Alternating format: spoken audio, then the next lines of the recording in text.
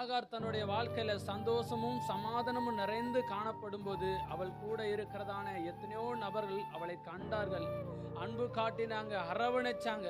ஆனால் அவளுடைய வாழ்க்கையில வனாந்தர சூழ்நிலை உபத்திரம் வந்தபோது இதுவரை நேசித்து அன்பு காட்டின உறவுகளோ, அவளுக்கு வாக்கு பண்ணினதான நபர்களோ யாருமே கூட இல்லை, யாருமே அவளை பார்க்கல.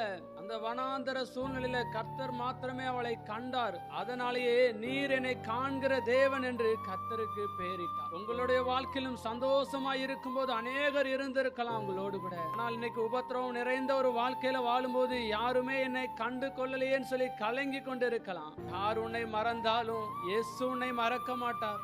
எங்கோ வாழ்ந்து ஆண்டவரை அறியாதிருந்த உன்னை ஆண்டவருடைய பிள்ளையா இன்னைக்கு மாற்றி இருக்கிறார். தனிமையில் பாரத்தோடு நீ சிந்துகிற ஒவ்வொரு சொட்டு கண்ணீருக்கும் கர்த்தர் பலன் கொடுப்பார். அவர் உன்னை காண்கிற தேவன் மகளே.